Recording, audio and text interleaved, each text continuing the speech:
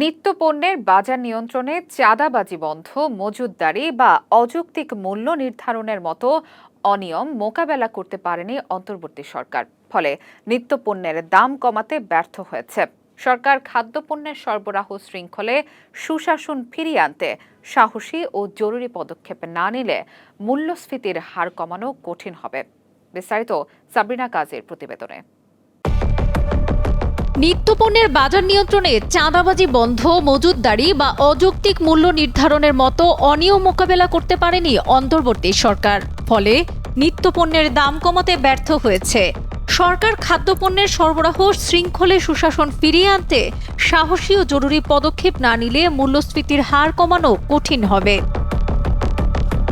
বুধবার ধানমন্ডিতে centre for policy ডায়ালগের Bangladesh অর্থনীতি 2024-25 সংকটময় সময়ে প্রত্যাশা পূরণের চ্যালেঞ্জ শীর্ষক মিডিয়া ব্রিফিংয়ে এসব তথ্য জানানো হয়।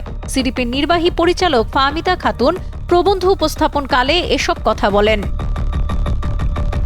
সিডিপির পর্যবেক্ষণে পেঁয়াজ, আলু, বেগুন, ডিম, রুই মাছ, হলুদ, গম, মসুর ডাল, চিনি, গরুর মাংস, রসুন, আদা, সয়াবিন তেল, পাম তেল সহ 14টি বিভিন্ন প্রয়োজনীয় খাদ্যপণ্যের সরবরাহ শৃঙ্খল বিশ্লেষণে দামের ওঠানামা এবং অদক্ষতার জন্য বেশ কিছু বাধা দেখা দিয়েছে।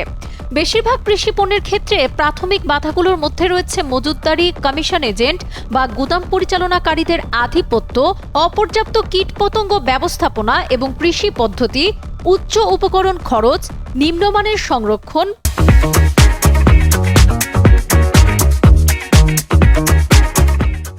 পরিবহন সুবিধা এবং সামগ্রিক সরবরাহকে প্রভাবিত করে এমন অপ্রত্যাশিত আবহাওয়া।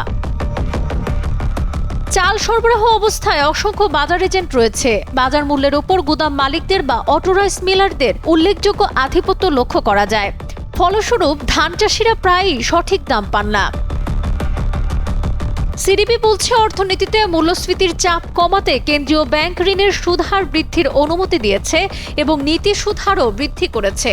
অন্তর্বর্তী সরকার অত্যাবশ্যকীয় পণ্যের ওপর উচ্চ মুদ্রাস্ফীতির বোঝা কমাতে বেশ কয়েকটি উল্লেখযোগ্য সরবরাহপক্ষীয় ব্যবস্থাও বাস্তবায়ন করেছে, যেমন টিসিবির মাধ্যমে অত্যাবশ্যকীয় পণ্য খোলা বাজারে বিক্রি করা এবং ঢাকার ভেতরে ও বাইরে ন্যায্য মূল্যের বাজার প্রতিষ্ঠা করা।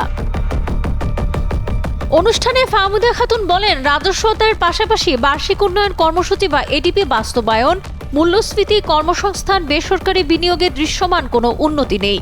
অন্তর্বর্তী সরকার বেশ কিছু উদ্যোগ নিয়েছে, তবে সফলতা এখনো দেখা যায়নি। এই সরকার প্রতিশ্রুতি দিয়েছিল জনসম্মুখে বিদ্যুৎ ক্রয় চুক্তি প্রকাশ করবে, কিন্তু এখন পর্যন্ত এসব চুক্তি উন্মুক্ত করা হয়নি। সাবরিনা কাজী, কালের কণ্ঠ।